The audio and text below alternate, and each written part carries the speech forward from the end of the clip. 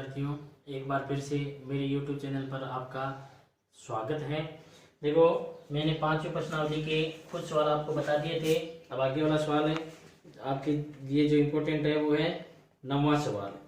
एक समांतर श्रेणी में 60 पद हैं। यदि उसका प्रथम पद तथा अंतिम पद क्रमशः 7 और 125 है तो उसका 32वां पद ज्ञात कीजिए। देखो ध्यान से, क्या है, एक समांतर श्रेणी में 60 पद हैं तो कहने का मतलब ये है कि अंतिम पद 60 है, यानी कि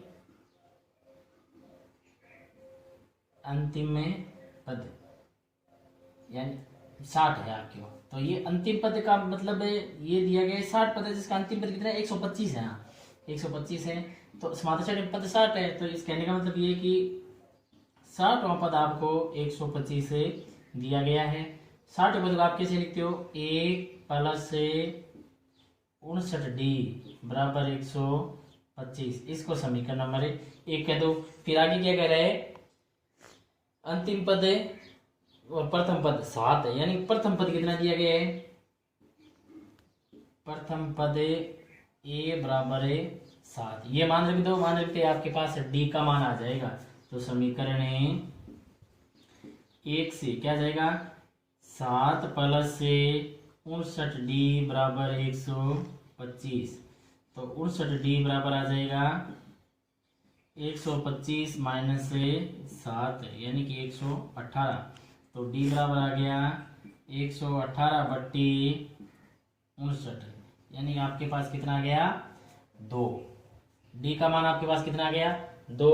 अब D का मान आपके पास है, A का मान आपके पास है, आपको पद कौन सा ज्ञात करना है 32वां। अब 32वें पद को कैसे लिखते हो, A 32 को कल बताया था मैंने, A प्लस 31D। ए आपको दिया गया है 7, 31 इंटू डी आपके पास 2, 7 प्लस 31 62 है, तो ये आ गए 69, यानी 32वां पद कितना आ गया 69 आ गया आपके पास है। अंतिम पद आपको 125 दिया गया है, तो कहने का मतलब समांतर श्रेणी में 60 पद हैं तो A 60 है, यानी 60वां पद आपके पास 125 है, तो A 60 बराबर 125 आ गया। A 60 को लिखते हो आप A प्लस 59D बराबर 125। प्रथम पद आपको A 7 दिया गया है, तो A की जगह आप 7 लिख सकते हो। 7 प्लस 59D बराबर 125। 7 प्लस में उधर चलेंगे माइनस में, 125 में 7 के 118 आ गए। 59 D के साथ गुणा में उधर गया भाग में, 118 में आप 59 का भाग दो तो आपके पास है 2 आ जाएगा, यानी A और D आपके पास है। तो 32वां पद कैसे लिखते हो, A प्लस 31D लिखते हो। A 7 है प्लस 31 इंटू D 2 है, 61 62 और 7 है 69 हो गया। आगे वाला सवाल देखो, ये आपका 9वां सवाल हो गया। 10वां सवाल, 4 संख्या समांतर श्रेणी में यदि संख्याओं का योग 50 तथा सबसे बड़ी संख्या सबसे छोटी संख्या की 4 गुनी है तो सभी संख्याएं ज्ञात कीजिए। देखो, आपको ये कह रहा है कि 4 संख्याएं समांतर श्रेणी में है, तो माना वह 4 संख्याएं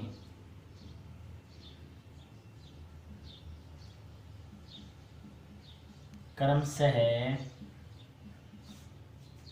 ए प्लस डी, ए प्लस 2D और ए प्लस 3D है, यानी कि वो 4 संख्या क्या है, ए प्लस डी, ए प्लस 2D और ए प्लस 3D है, वो 4 संख्या है।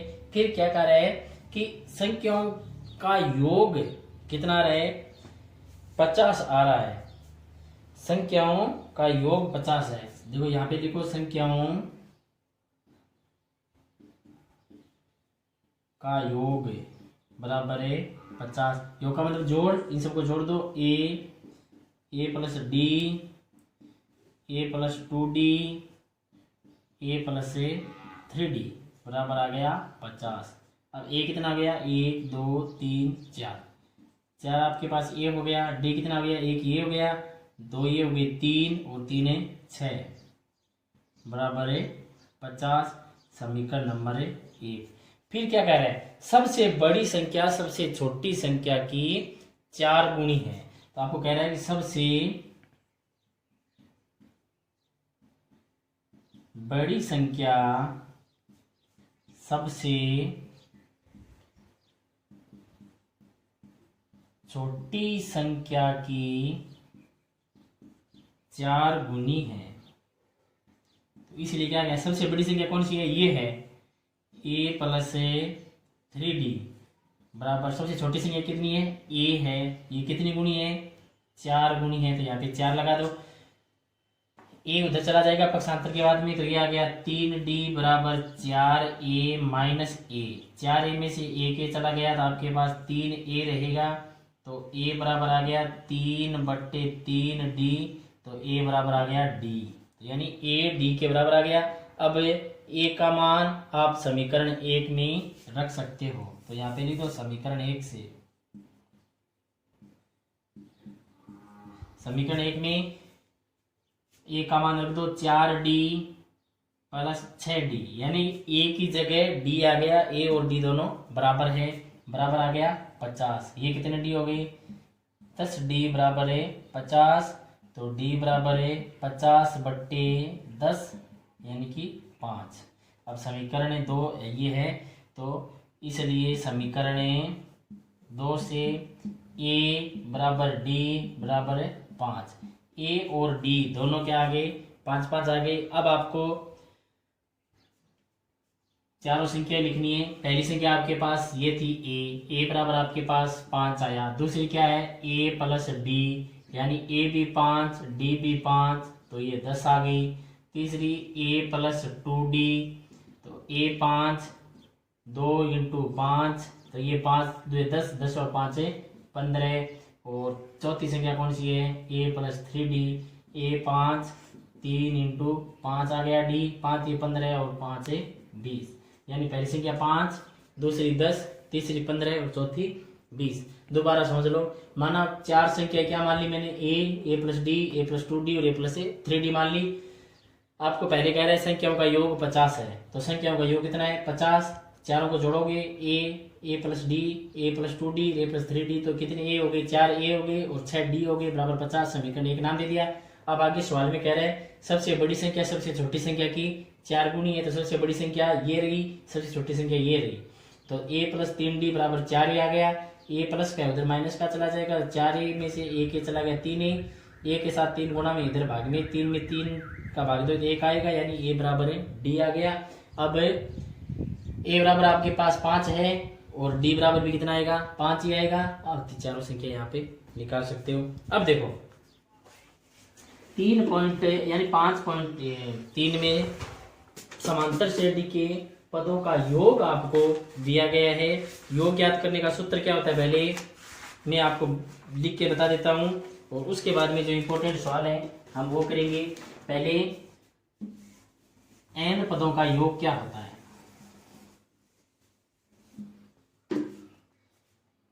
n पदों का योग, n पदों का योग होता है Sn बराबर है n/2 2a plus n minus 1 into D, ये होता है। और यदि an आपको दिया गया हो तो सूत्र ये हो जाएगा Sn बराबर है n/2 a प्लस an। कब, जब an आपको दिया गया हो, तो ये सूत्र याद रखना, n पदों का योग Sn n/2 2a plus n minus 1 into D, या an जब दिया गया हो तो Sn बराबर n/2 a प्लस an। अब देखो इसमें इंपॉर्टेंट सवाल शुरू होते हैं चौथे सवाल से। चौथा सवाल आपको क्या कह रहा है, an बराबर 3 प्लस 4 है, 3 प्लस 4 है, तो पहले इसको समांतर श्रेणी के रूप में बनाना पड़ेगा। बनाने के बाद में ही आप a d निकाल पाओगे और फिर सूत्र में मान रख पाओगे। तो n की विभिन्न मान रखने पर, चलो एक n के विभिन्न मान रखो, तो पहले लिखोगे 1, तो क्या गया 3 प्लस 4 को 1 से गुणा करोगे 4, 4 और 3 7, फिर लिखोगे 2, 3 प्लस 4 इंटू 2, 4 2 8, 8 और 3 11, फिर रखोगे 3, 3 प्लस 4 इंटू 3, 4 3 12, 12 और 3 15, यानी एपी आपके पास क्या आ गई 7 11 15। तो प्रथम पद कितना है, ए बराबर आपके पास आ गया 7, डी सर्वांतर दूसरे में से पहला घटाकर निकाला जाता है, 11 में से 7 घटाओगे आपके पास 4 आएगा। ए और डी आपके पास आ गया। एन आपको किताब में सवाल में ही दिया गया, एन बराबर है 25, तो आप इस सूत्र मान रख सकते हो, इसलिए एस एन बराबर एन बटा 2 a plus n minus 1 into d, तो एस 25 बराबर 25 बट्टे 2 इंटू 7 प्लस 25 माइनस 1 और डी आपको दिया गया है 4, तो ये हो गए 25 बट्टे 2, 7 हुए 14 हो गए, 25 में से 1 चला गया 24 को 4 से गुणा करोगे, 24 चौको 96 और 14 कितने हो गए, 96 और 14 110 हो गए, 110 को 2 से काटोगे तो 55 बार कट जाएगा, 55 को 25 से गुणा करोगे तो 25 पंजो 125, शेष रह गए 12, 125 और 12 137, यानी आपकी उत्तर आ गई 1375। इस प्रकार से पहले एन के विभिन्न मान रख देना, 1 2 3 पर निकाल लेना, आपके पास एपी आ जाएगा, फिर ए आपके पास समांतर श्रेणी के प्रथम पद हो जाएगा, डी दूसरे में से पहला घटा के प्राप्त कर लोगे, एन आपको 25 दिया गया, ये सूत्र भी मान रखते हैं, आपके उत्तर आ जाएंगे। सेम दूसरा सवाल ऐसा कैसा, ये मैं आपको बताता हूँ। पांचवा सवाल कह रहे हैं, एक समांतर श्रेणी के प्रथम 51 पदों का योगफल ज्ञात की जिसका द्वितीय और तृतीय पद क्रमशः 14 और 18 है।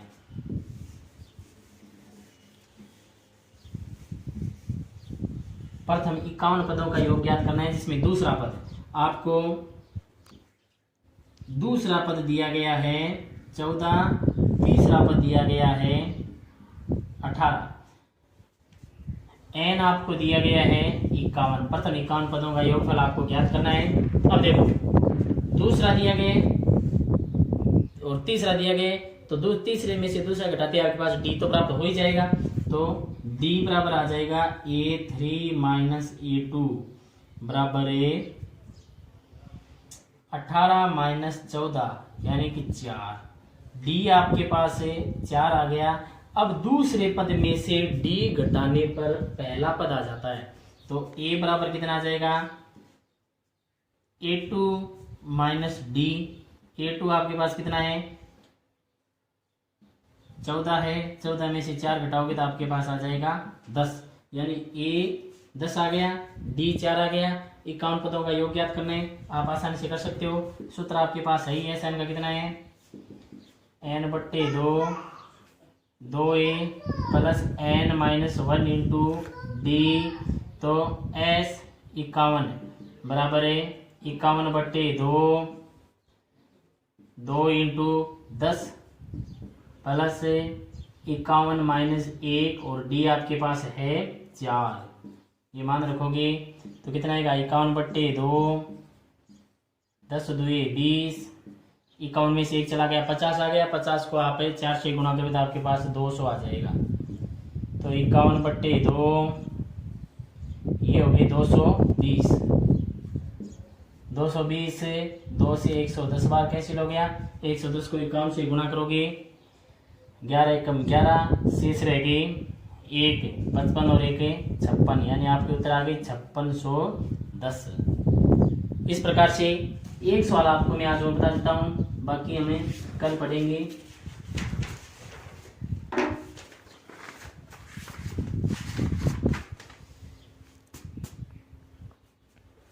सवाल नंबर 9, 280 रुपए की राशि 4 पुरस्कार देने के लिए लिखी गई है। यदि प्रथम पुरस्कार के बाद का प्रत्येक पुरस्कार अपने ठीक पहले पुरस्कार से 20 रुपए कम हो तो प्रत्येक पुरस्कार की राशि ज्ञात कीजिए। आपको ये कह रहा है 280 रुपए की राशि है, यानी कुल रुपए 280 है और 4 पुरस्कार हमें देने हैं।